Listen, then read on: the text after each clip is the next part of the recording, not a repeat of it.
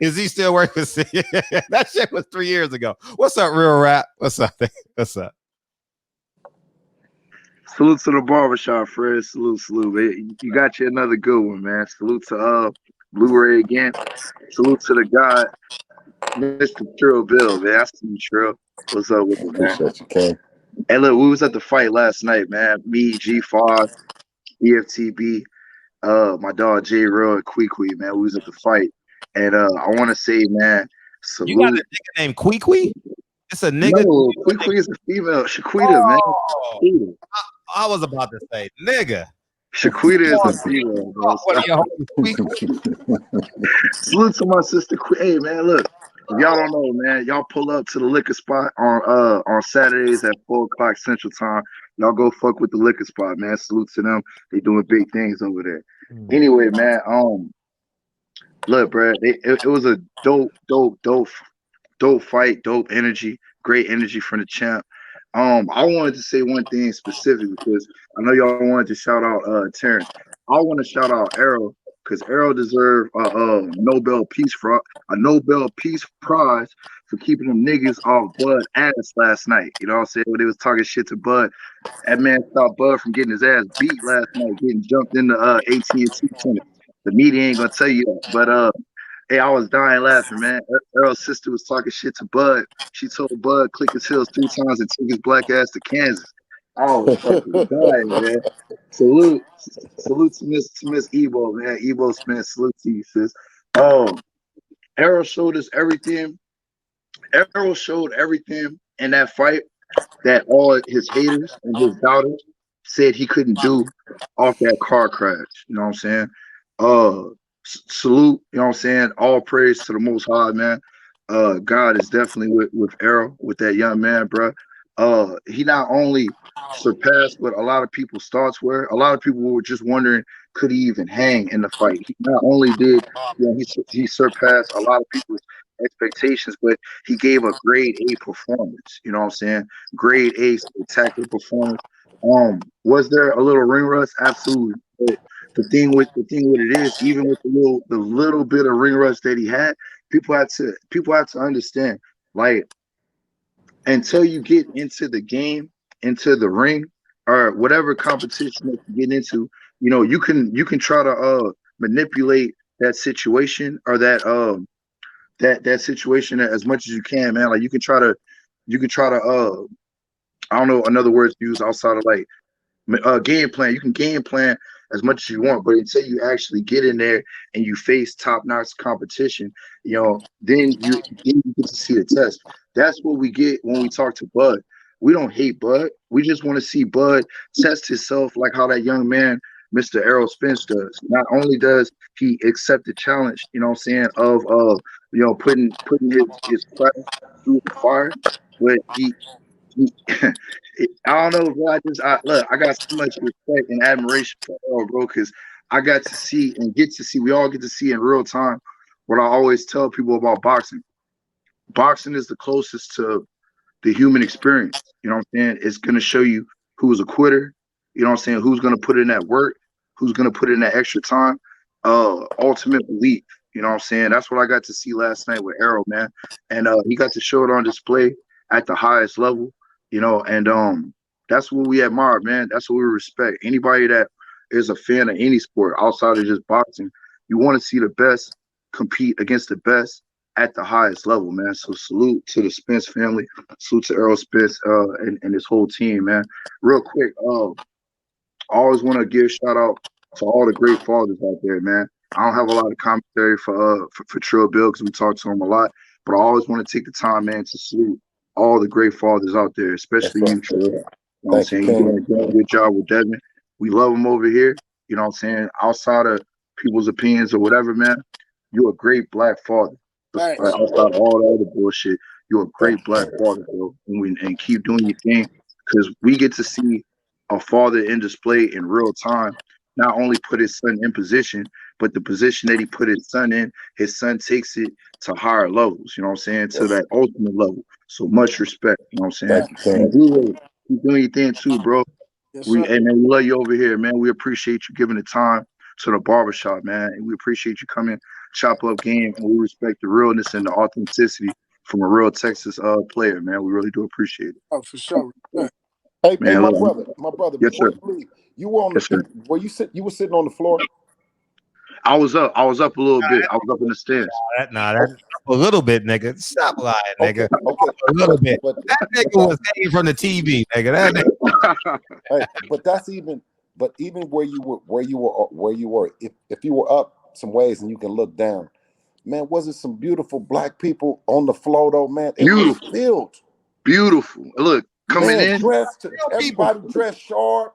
I'm talking about nothing but, hey, Fred, I know. the whole flow, Blu-ray, the whole flow in my line. No, for Nothing sure. but beautiful black people, man, dressed to the T.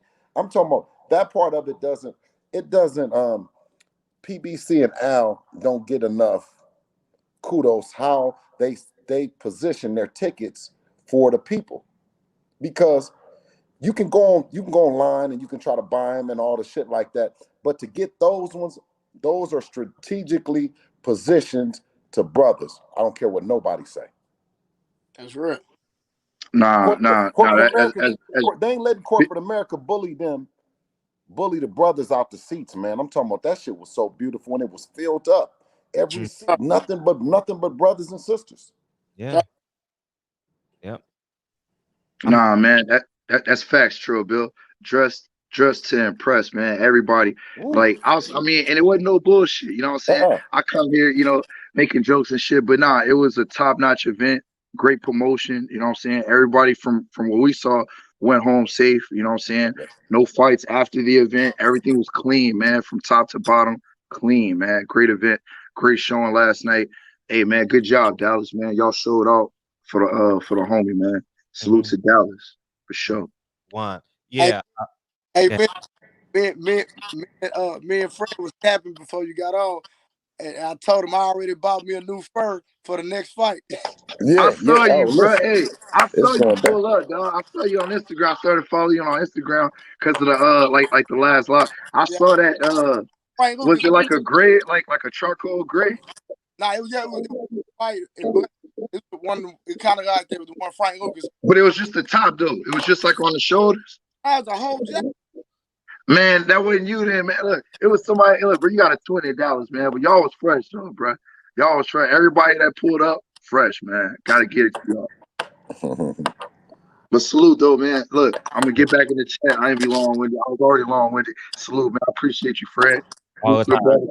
Salute to real black fathers, man. One more time. Appreciate you, King. Appreciate you, King. Appreciate you. All right, yeah, that's the one thing I will say about Earl's fights. I've been 3 of them, 2 in Dallas. I've been to 2 in Dallas. Most beautiful sights you'll ever see. Corn, bread, macaroni and cheese, yams. No pig feet in that motherfucker at all. Ain't no pig feet in that motherfucker, man.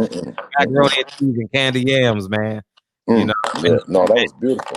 Yeah, they don't talk about that. Listen, and when we went out, I'm talking about every club was sold out. Every tables, all the tables everywhere. You know what I mean? Huh? Where y'all go to? Shit, we went by Ecstasy. We went by V Live. We ended up going to 5 a.m.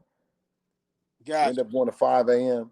And then Tank them was up in there, and you know what I'm saying? You know how that is. We was on one side, and then so we ended up we made a short night of it. You know what I'm saying? Mm-hmm. Yeah. Lawrence, I got a great story for y'all. Lawrence says Trill Bill feels like old media doesn't want another great black boxer achieve superstardom. How else do we explain the hit job on Kevin Iole? I got to read that article. He just put, man. I mean, yeah, they don't want that. They don't want that. Well, like I said, like I've always reiterated since I've gotten a chance to come on different platforms and talk. I understand that our dollar, as black consumers, we make up everything. We spend more money than anybody. You know what I'm saying? So we should be able to get what we want for our money, and be accommodated as such. So I don't feel that we need anybody. I feel that we got everything. Facts. And we just need to support it, put on the events and come out and show out. Facts. And you guys want to know something hilarious? So, anyways, I'm watching the fight. Me, my neighbor, Tyron Brown watched the fight with us, and my two business partners. My business partner's cousin is the owner of True Kitchen. Oh, okay. Like that dude that went viral. Yeah. My business partner's cousin. He was just there 5 weeks ago. He just hit. We were just talking about it 5 weeks ago. I said, "Damn, that's cool as shit." So I could have set y'all up if y'all want to go to True Kitchen. I mean, you probably already got the plug, bro. But yeah, this is me, brother. This is me. I like home cooked food, brother. I really don't eat out. I'd rather go to somebody's grandmother's house, bro. I'm cool on all them expensive restaurants.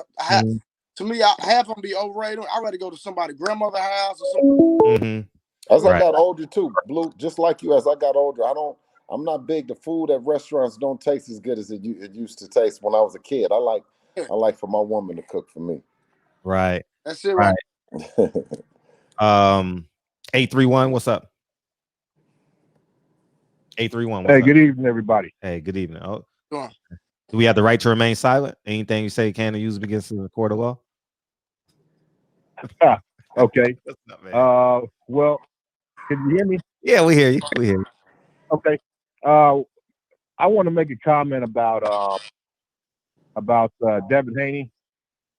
He's a great young talent, but I'm just avid. Do you work for Top Rank? I don't know. What's that? Do you work for Top Rank? Do I work for Top Rank? Yeah. No, I'm a nuclear engineer, man. Okay. All right. Come on. That was just a joke. That was just a joke. I know you was coming with some shit. So I believe that, but yeah, I am. You got a doctor at USC. But here's the thing. But I like boxing. I watch it all the time. And Devin Haney is a great young talent.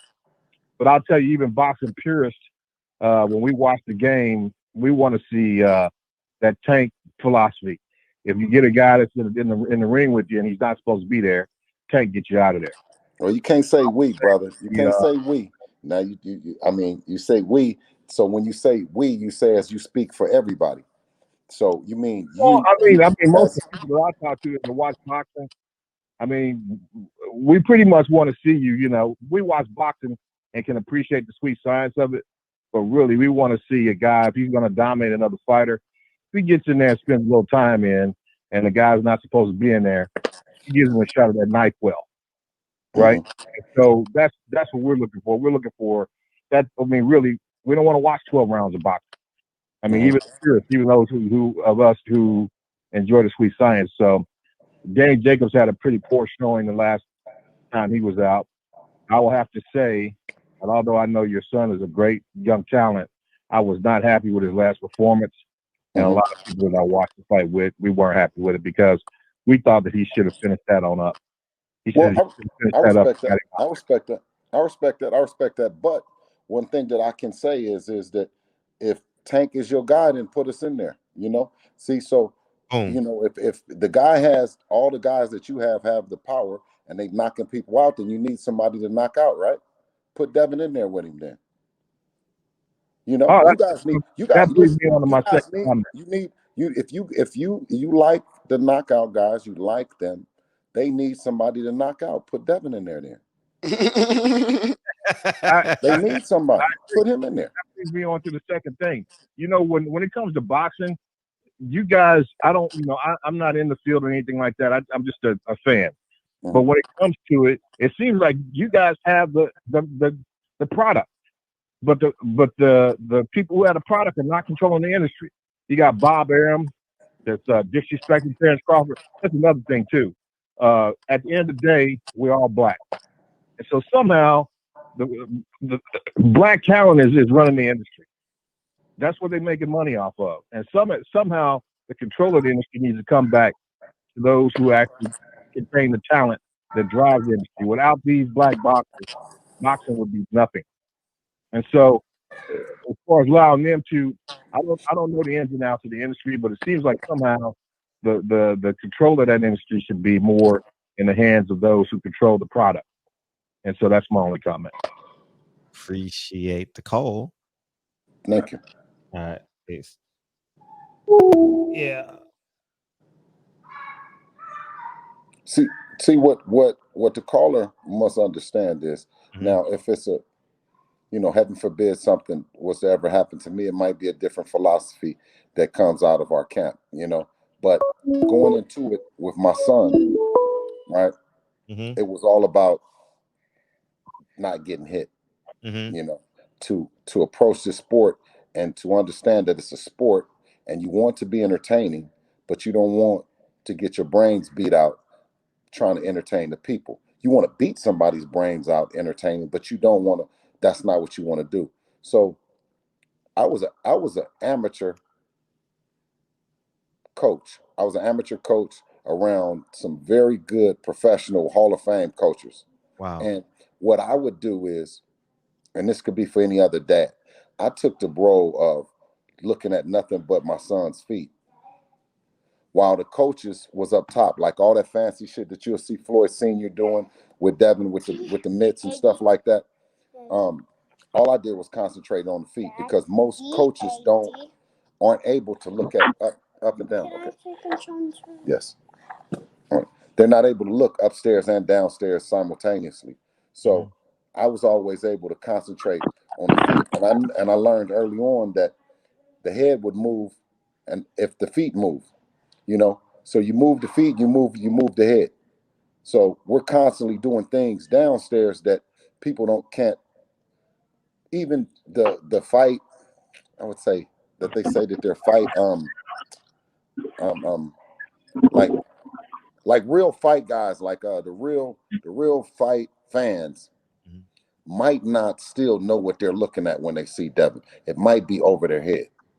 You see what I'm saying? But for a 22-year-old kid to get in there and to do that to a fully mature, developed, and even like Blue say he'll bust down and do 700 push-ups right now. So these professional athletes at 30, 32, 34, 35, 39 still ain't no slouches. You can get in there and get hurt. And for Devin to take a crafty veteran that throws punches from all angles and all different places and just totally to frustrate him to the point that he got he got warned and got points taken away from holding. You've never seen Gamboa hold anyone but Devin. You never seen him hold Tank. You didn't see him hold Crawford. You didn't see him hold nobody. The last fighter that Devin fought, the Santiago guy, is the same way. They hold. They got to try to hold. And I agree, Trill Bill, because like I said, and I said this a few minutes ago, is when I said that when I seen Devin fight Gamboa, I thought it was a boxing clinic. Because I'm looking at it from a boxing standpoint. You see what I'm saying? So, like you said, the average individual or the average fan might not.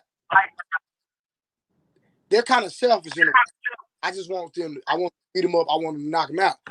But like you said, I want my son to make it home at the end of the night unblemished, and then he has to build it because he still has a life that he has to live after boxing. So I'm going to go in here. I'm going to do what I'm taught, and I'm going to preserve myself at the same time while frustrating this veteran that do something to him that nobody else does. So when you look at it from that standpoint, it was a boxing clinic. Absolutely. And what they got to know is that them fighters, at least in our division, they don't do everything. It's going to have to be an everything fighter to bring it out in depth. Meaning you got to have dynamite in both hands, the right side and the left side, because whichever one you favor, we're going the opposite way. That's not going to happen. Dev goes both ways. You know what I mean? Inside, outside. You know what I mean? We'll stay on the outside. Then if you got a good distance, we'll close the distance, and then we'll rest on the inside.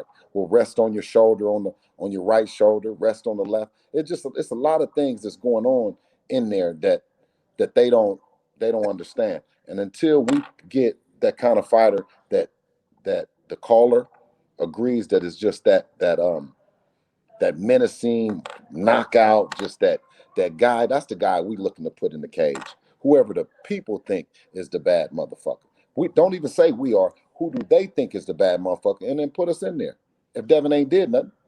See, because Tria, what's going on is, and I even heard, you know what I mean, is people was comparing the people that Tank has knocked out or stopped and saying that he's going to do that to Devin because they feel like he don't have a certain amount of power. That's the philosophy and the theory that's going on in these heads. We'll never get hit with that bullshit ass uppercut.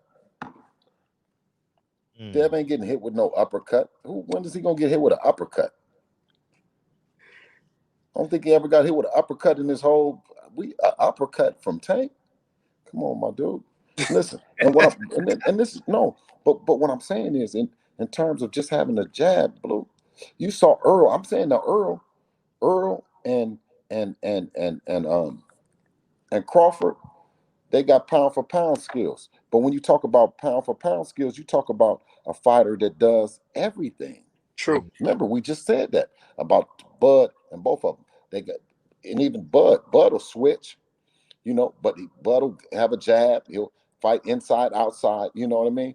And I think with Devin, that's what you get as well with Devin, a fighter that can make those adjustments. Let me say. I don't think nobody else got it. I don't think nobody else has it at the lightweight division. True, Bill. So let me say this. And this is not a knock on Tank. This is just me being a boxing fan and seeing what I saw. When I watched the fight when he followed up, Santa Cruz. Santa Cruz was standing in an orthodox position, and he threw a straight right, dropped his hand, did it again, and then did it another time. He did it. And I've never seen in a boxing match in my life somebody throw three straight. Nah, I take it back. I've seen Ford do it before. But against the ropes, though. Against the ropes with no defense, I've never seen it. Yeah, I've never seen it against the ropes. Yeah, true. Against the ropes with no. But he did it against the ropes. And bro, like anybody know, basic fundamentals is everything is off the what?